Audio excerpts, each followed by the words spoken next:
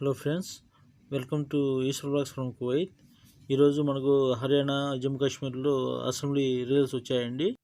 లోక్సభ ఎన్నికల తర్వాత జరిగిన తొలి అసెంబ్లీ ఎన్నికల కౌంటింగ్ రౌండ్లు ముగిసే కొద్దీ భాజపాకు ఓటు లభించిందండి. ఈసారి పోలింగ్ జరిగిన రెండు రాష్ట్రాల్లో కాషాయ దళం అంచనాలు మించి రాణించింది. దీంతో ఓ రకంగా ఆ పార్టీకి పార్లమెంట్ ఎన్నికల్లో తగిన శాఖ నుంచి కోలుకున్నట్లయింది. సో ఈ విజయంతో రాబోయే మహారాష్ట్ర, జార్ఖండ్ ఎన్నికల్లో పోరాడేందుకు ఆ పార్టీ శ్రేణుల్లో నైతిక స్థైర్యాన్ని పుంజుకునేలా చేసినట్లయింది. సొంతంగా మనము ప్రభుత్వాన్ని ఏర్పాటు చేస్తే అటు జమ్మూ కాశ్మీర్లో మనము రెండవ అతిపెద్ద పార్టీగా అవతరించామండి. 29 ఎమ్మెల్యే సీట్లతో రెండవ పెద్ద పార్టీగా నిలిచింది. పోయిన ఎలక్షన్స్ అప్పుడు 20 సీట్లకి పరిమితి అయింది. ఈసారి 29 వచ్చాయి. నేషనల్ కాన్ఫరెన్స్ తర్వాత అతిపెద్ద పార్టీగా గౌరవించింది. నేషనల్ పార్టీకి 42 సీట్లు, కాంగ్రెస్కి 6 సీట్లు వచ్చాయండి. మిగతావి ఇండిపెండెంట్లకు 10 సీట్లు వచ్చాయండి. భవిష్యత్తులో భాజపా జమ్మూ కాశ్మీర్లో బాగా ఎదిగేదానికి చాలా అవకాశం ఉందండి. సో రాబోయే కాలంలో బీజేపీ అక్కడ సీఎం పదవిని చేరుకునేదానికి చాలా ప్రయత్నాలు ఇప్పటి నుంచే మొదలుపెట్టాల్సిందిగా కోరుతున్నాను. నియోజకవర్గాల పునర్విభజనలో జమ్మూ ప్రాంతానికి ప్రాధాన్యం పెంచడం కమలం పార్టీకి కలిసి వచ్చిన అంశం అండి ఈ ఎలక్షన్స్లో. దీనికి తోడు ఎల్జీ పాలనలో వేర్పాటువాదులను బలంగా అణచివేయడంతో కాశ్మీర్తో పోలిస్తే ప్రశాంతంగా ఉండే జమ్మూలో భాజపా ఇమేజ్ వెలువడింది. దీంతో కాశ్మీర్ కేంద్రంగా పనిచేసే పీడీపీ, ఎన్సీ వంటి పార్టీలు జమ్మూకు ప్రాధాన్యం ఇవ్వక తప్పని పరిస్థితి నెలకొంది.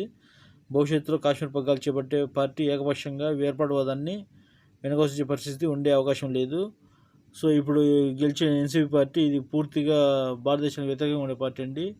చాలా వరకు మనము జాగ్రత్తగా గమనించాలి. వీళ్ళు అటు పాకిస్తాన్తో, అటు చైనాతో, ఈ తీవ్రవాదులతో పూర్తిగా సఖ్యత కలిగి ఉన్న వ్యక్తులు.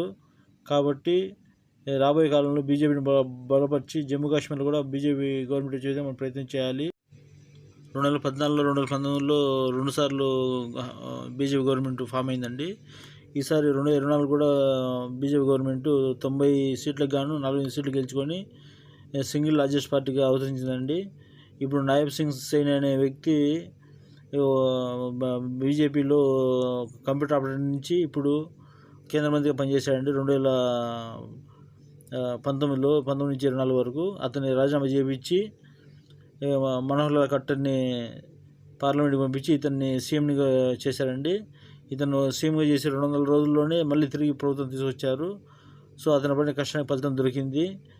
చిన్న స్థాయి వ్యక్తి నుంచి పెద్ద స్థాయి రెండోసారి ముఖ్యమంత్రిగా వచ్చే అవకాశము అతనికి పడిన కష్టానికి ఫలితం లభించిందండి.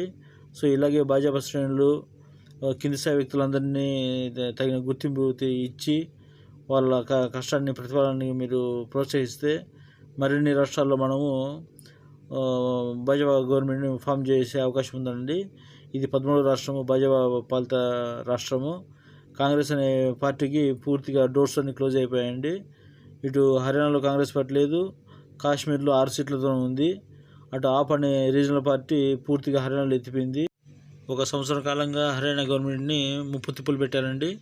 అక్కడ ఇటు రెసిడెంట్లు, అటు రైతు వ్యతిరేక ఉద్యమాలు, మన ఖలిస్తానీకి సంబంధించిన తీవ్రవాదులు కొంతమంది, ఇలా రకరకాలుగా గవర్నమెంట్ ఎన్ని ఇబ్బందులు పెట్టినప్పటికీ ఈ సైని గవర్నమెంటు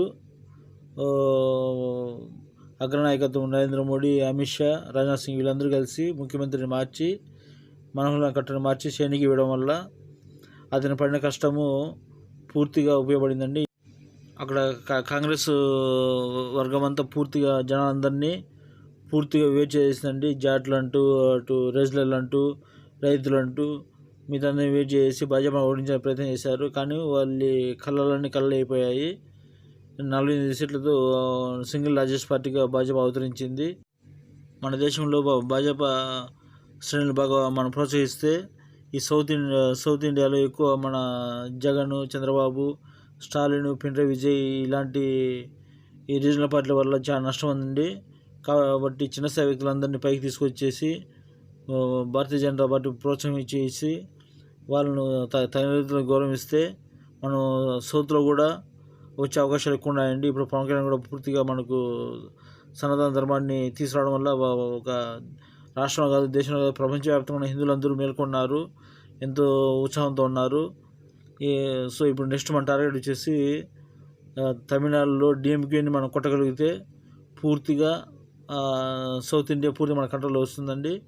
ఆటోమేటిక్గా ప్రజలందరూ ఒక ధర్మబద్ధంగా జీవించగలుగుతారు, ప్రశాంతంగా జీవించగలుగుతారు. మన భారతదేశాన్ని నెంబర్ 1 స్థాయికి తీసుకోగల స్థాయి మోదీ, అమిత్ షా, యోగి, పవన్ కళ్యాణ్కి ఉందండి.